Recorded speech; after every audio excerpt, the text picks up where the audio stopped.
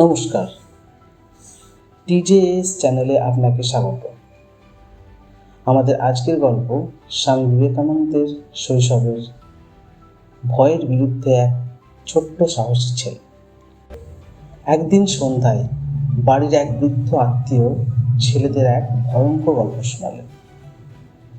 বাড়ির পাশের একটি গাছ নাকি ভৌতিক, সে গাছে ভূত থাকে বললেন তিনি।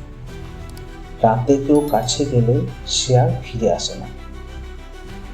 সবাই ভয়ে দূরে থাকলো, কিন্তু নরেন্দ্রনাথ চুপ করে ভাবল, যদি ভূত থাকে তবে কেউ কোনোদিন দেখেনি কেন? রাতে সে একা গাছটির দিকে এগিয়ে গেল, উঠে বসলো এক ডালে। চারিদিকে নিস্তব্ধতা, শুধু পাতার আওয়াজ। অনেকক্ষণ কেটে গেল, কোনো ভূত এলো না। সে নেমে এলো, মুখে এক আত্মবিশ্বাসী হাসি। ভূত বলে কিছু নেই, সে বলল। ভয় আমাদের মনেই থাকে, সাহস করে প্রশ্ন করলেই সেটা উধাও হয়ে যায়। সেই রাতেই ছোট নরেন্দ্রনাথ কেবল ভয়কে জয় করেননি, তার যুক্তিবোধ ও সাহসী মনোভাবের সূচনা করেছিলেন, যা তাকে একদিন বিশ্বের অন্যতম শ্রেষ্ঠ আধ্যাত্মিক নেতা করে তুলেছে।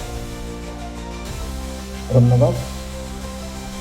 যদি আপনাদের কাউকে ভালো লেগে থাকে অবশ্যই কমেন্ট করে জানাবেন এবং চ্যানেলটিকে লাইক এবং সাবস্ক্রাইব করে দেবেন আগামী দিনে এরকম জীবনীমূলক গল্প জানার জন্য।